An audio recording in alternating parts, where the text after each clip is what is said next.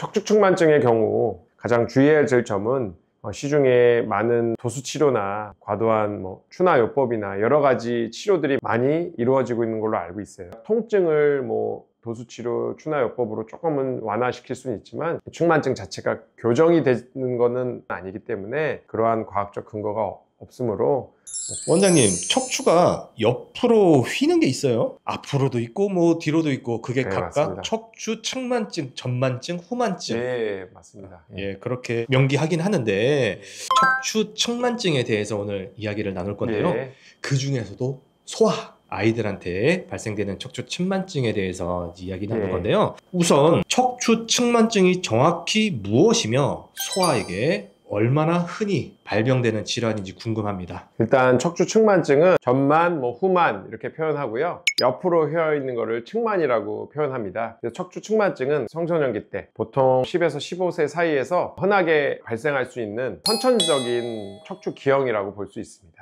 일단 소아 청소년기의 척추측만증은 특별한 원인이 밝혀져 있진 않아요. 유전적으로도 연관이 되어 있는 걸로 되어 있고, 가족 중에 척추측만증이 있는 분들이 있다면 그 자녀들에게도 척추측만증이 발생할 수 있다 되어 있고, 원인을 알 수 없는, 즉 특발성 척추측만증이 대부분이고요. 그 외에 여러 가지 유전자 질환 같은 것들로 인해서도 척추측만증이 발생할 수 있는데, 그와 같은 경우는 소아정형외과 전문의와 상담한 후에 유전자 검사를 따로 받는다든지 하는 경우가 있습니다. 대부분은 특발성 척추측만증이 많아서 평생 조절을 하고 관찰을 하면서 본인이 평발과 안짱걸음 같이 가지면서 살아야 되는 개념으로 알고 계시면 될 것 같습니다.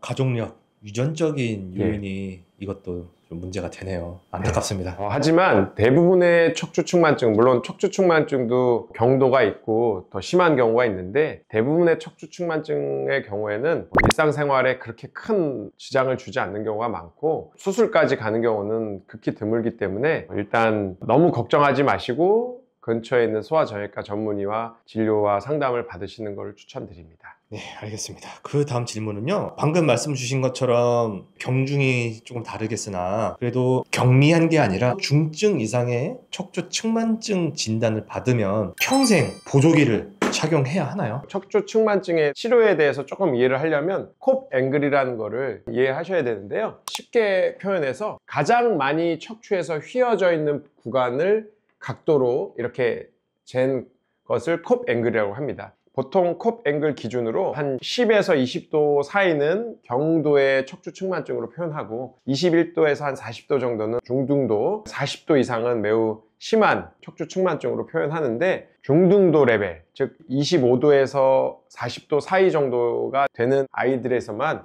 이 그림과 같은 보조기 치료를 하는 경우가 있습니다. 척추측만증의 보조기 치료 같은 경우는 콥 앵글의 각도의 25도 이상에서 진행을 하는데요. 하지만 보시다시피 자라나는 소아 청소년한테 심리적으로 굉장히 착용하기 어려운 부분도 있기 때문에 가정 환경도 고려해야 한다는 점을 잊지 말으셔야 됩니다. 아이들을 긍정적으로 지지해 줄 수 있는 가정 환경 또한 굉장히 중요한 치료 요소로 되어 있으니까요. 이 그림과 같은 보조기를 빠르게 자라나고 아직까지 성장력이 있는 아이들에서는 이렇게 보조기 치료를 하는 경우가 있다라고 알고 계시면 될 것 같습니다. 그러므로 소아정형외과 전문의를 만나서 엑스레이 촬영을 기본적으로 하고 각도 파악을 하고, 그리고 주기적으로 짧으면 3에서 6개월, 길면 1년에 한 번씩 담당하시는 소아정형외과 전문의를 만나보셔야 됩니다. 결국 이것도 안일하게 생각하고 성장기 때 적극적인 진료, 치료를 통하지 않고 방치를 하게 된다면 그대로 굳어버리는 거네요. 굳어버린다기보다는 이미 그 변형이 발생하는 아이의 인자가 있다라고 생각해 주시면 조금 이해하기 쉬우실 것 같고, 다만 이제 보조기 치료로 더 심해지는 것을 막는다, 이런 관점으로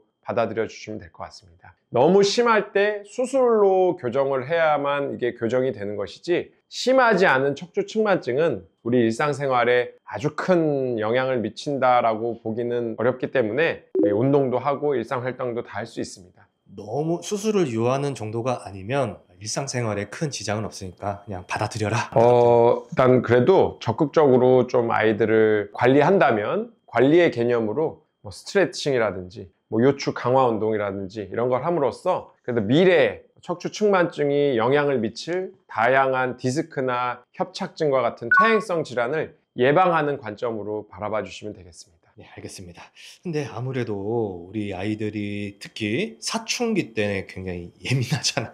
예, 맞습니다. 그래서 이 투박하고 불편한 보조기를 착용하고 예, 학교를 가면 또 이제 왕따 당할 수도 있고, 네, 맞습니다. 예, 네. 되게 거부할 것 같은데, 예.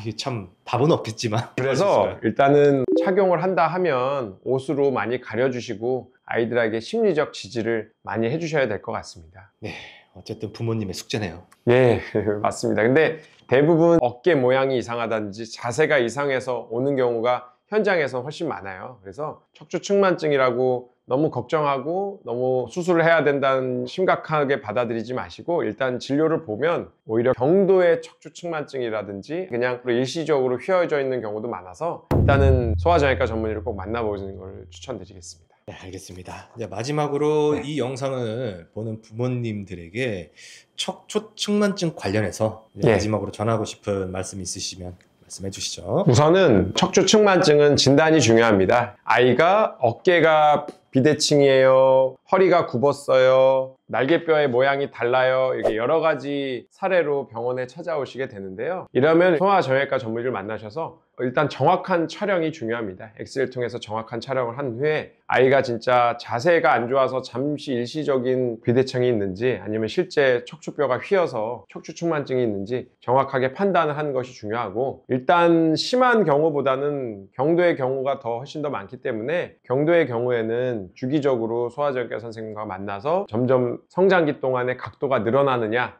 아니면 각도가 멈춰 있느냐 그런 여부를 판단해서 각도가 중등도 이상으로 증가한다면 보조기를 채워서 치료 및 경과 관찰을 해야 되고요. 아주 심한 각도의 경우에는 드물게 우리가 폐를 누르거나 복부의 장기를 자극하거나 그런 경우에는 수술하는 경우가 있으니까 우선 정확한 진단이 가장 중요함을 말씀드리고 싶습니다. 그래서 경도의 경우에는 꾸준한 관리와 요추 강화 운동, 스트레칭을 통해서 장기적인 관리를 해야 된다, 이렇게 정리를 해드리겠습니다. 네, 알겠습니다.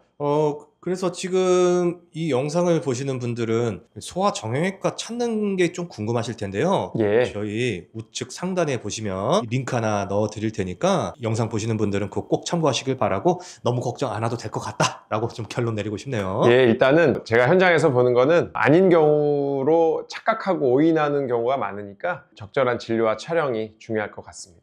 척추측만증은 일단 유전적인 원인이 가장 크다고 보고되고 있습니다. 부모가 척추측만증인 경우에는 자녀분들도 척추측만증인 확률이 50배 이상 증가된다고 보고되고 있고요. 일란성 쌍둥이 조사로 한 36% 정도는 유전적 원인, 그리고 64% 정도는 환경적 원인이라고 되어 있기 때문에 나머지 내분비설이나 여러 가지 원인은 조금 애매한 질병이라고 볼 수 있고 담당 선생님과 꼭 상의하시기를 부탁드립니다. 그리고 척추측만증의 경우 가장 주의해야 될 점은 시중에 많은 도수치료나 과도한 추나요법이나 여러 가지 치료들이 많이 이루어지고 있는 걸로 알고 있어요. 통증을 도수치료, 추나요법으로 조금은 완화시킬 수는 있지만 측만증 자체가 교정이 되는 것은 아니기 때문에 그러한 과학적 근거가 없으므로 과도한 지출을 통해서 도수치료라든지 추나요법이라든지 교정하는 치료를 받는 것은 조금 안 하시는 것이 좋고요. 해당 담당하시는 소아정형외과 선생님 혹은 신경외과 선생님과 상의 후에